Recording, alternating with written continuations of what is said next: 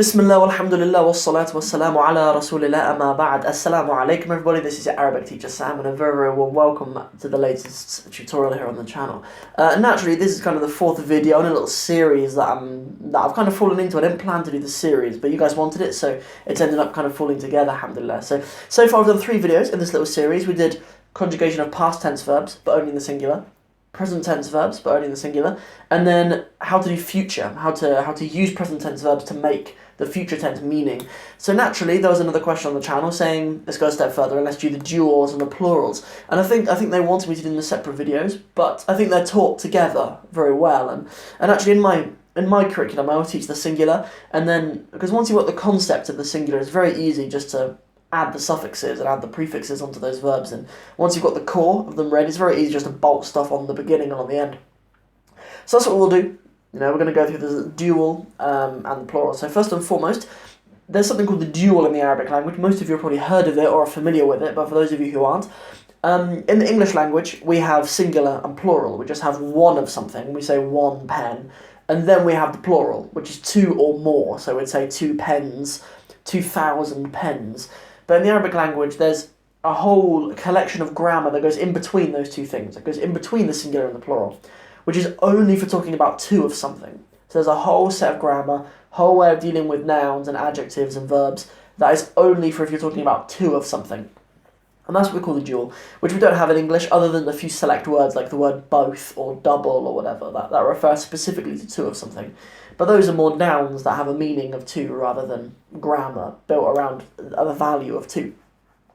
So that's what we're going to run through today, inshallah. So what we have so far, I've just got the pronouns. I'm going to use the Arabic pronouns, but I will talk you through them. Like in the singular lessons, I did kind of put he, she, you, I. But here I think we're at a stage now where we're probably comfortable with the Arabic pronouns, as long as I talk you through them, as long as I talk you through what they do translate to in English. So we'll work through these with one verb. We'll start off with kataba, but if I feel like it's not very clear, I might do some others, because the 5 verbs that we did, I think, were kataba, qara'a, jalasa, shariba, and kabura. Were the 5 verbs that we did in the last lessons. So I might do more than those, but we'll start off with just doing kataba. I think it's a nice verb, everyone's comfortable with it. So we're doing the past tense, we're only doing the past tense, so we're doing the past tense of the dual and the plural, and maybe the following lesson, when I get around to it, inshallah, we'll do the present tense of the dual and the plural. So you'll notice that we don't have as many pronouns for the dual. We don't use the dual when we're talking in the first person when we say I. You go from ana, I, just to nahnu, we, and that's the one that we're doing right at the bottom there. So there's no way of saying 2 of us, no pronoun for 2 of us. But there is a pronoun for 2 of them in the third person, which is huma. Huma is just, 2 of them, but in the conjugation of the verbs, there is a masculine and a feminine, right? So we'll put those in. So if we're using the verb kataba, as I said, past tense is a game of suffixes, stuff you put on the end. So let's have our katab. It starts off with katab. Okay, so huma, we're talking in the third person, we're saying 2 of them. The suffix is just you say kataba, kataba. And in feminine, we say katab, ta, katab, ta. So kataba is like saying they both wrote something. Katabta is saying they both wrote if they're both feminine, but they have the same pronoun. I think that's the only time in Arabic where we might have 2 conjugations from the same pronoun. But that's just how it is. Yeah, huma kataba or huma katabta. And you have to make sure that it's a long alif. Quite often the dual is recognisable by a long alif being at the end, both in nouns and in verbs. Good. Okay, so that's how we start, right? How about the pronoun antuma? That's you. That's saying you two, and it's irrespective of gender. You use antuma, whether it's you 2 girls or you 2 boys. Antuma, and close to this, the suffix is katab, tuma. Katab tuma. So the endings that we have so far, I'm going to put them just over here, is just an air on the end for the masculine third person dual in the past. Ta is the next one. And then we have tuma. And you know, this lesson, even though there seems to be more content, is actually easier because once you've got the foundations in place, for whether there is a fatha or whether it's an a verb like kataba, or it's an a verb like shariba, or an a verb like kabura, that just stays the same in all of these. You know, if that's the case, if that's the way that the verb is, that's the way it's going to be throughout all of these conjugations. So that's the dual. That's the dual in the past. Katabtuma, you both wrote, whatever. Yeah, you both wrote. Katabtuma. Good. Okay, so we'll come into the plural. We'll come down into the plural, inshallah. This one's really common. Hum. Yeah, hum is saying they. And this one's really common. Yeah, it's just katab, katabu, katabu. Okay, so the suffix you're putting on the end is this u, and you have to put that elif there. It's important that you put that elif there. And that elif, even though it's silent, you don't say katabwa. You don't say that. It's just katabu. The silent elif is there simply so that in the writing we know that this doesn't join onto another word. Yeah, because you might have some words that end in a naughty letter, or a letter that doesn't join, like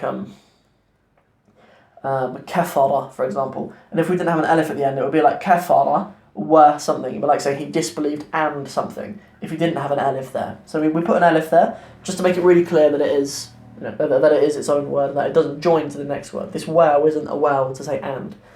Katabu.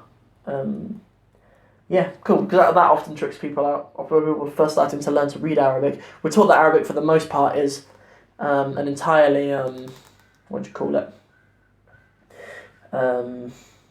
What's the word for when it's as you... phonetic, sorry, yeah, phonetic. It's entirely phonetic language, which it is, but I mean there are just some little exceptions like that are there for another reason. So, hunna. Cool, hunna. We say, katab. Na. Katabna. Both of these are like saying they. Both of these are in the third person. You know, so if we're going to say... So if we're saying they wrote katabu, or they wrote if it was only women, you'd say katabna.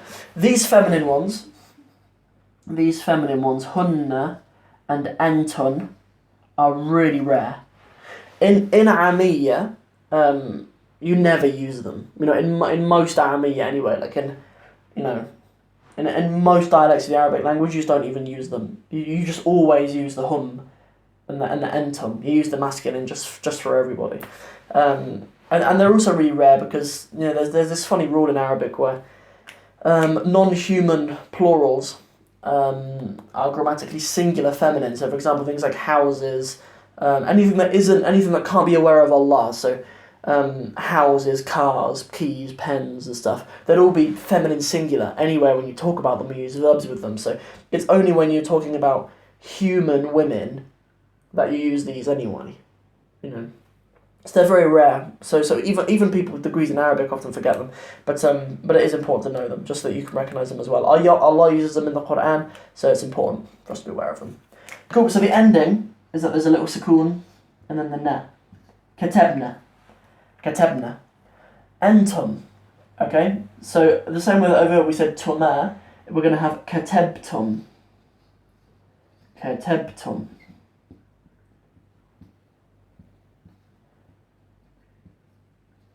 Katabtum. And then obviously the bit that we're putting on the end is just the tum.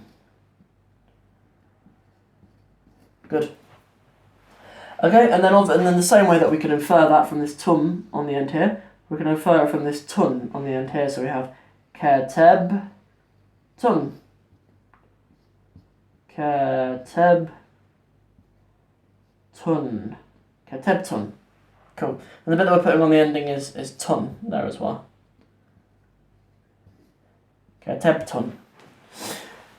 Yeah, so what have we got so far? Katabu, katabna, katabtum, katabtun, and then the last one, this one's nice and easy. You know, this one's really easy just to stick on there. And sometimes, with students that I know who are competent in lessons on the singular, sometimes I just squeeze this one in at the end as well, just because it's really easy. So the ending that we use on this is just na. It's a na ending. So if we're going to say that we wrote something, we say katabna. كتبنا. Okay, good. So let's have a last little recap of them before we finish, inshallah. So at the beginning we started with the duals. Okay, we're starting from the third person in the dual. We're saying they.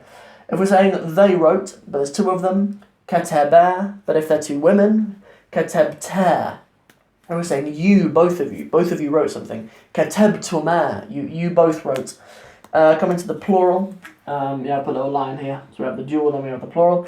Running again from the third to the second to the first persons. So humma and hunna, the ways of saying they in the masculine and feminine. And they have katabu, katabna. And then in the second person we're saying you, katabtum and katabtun.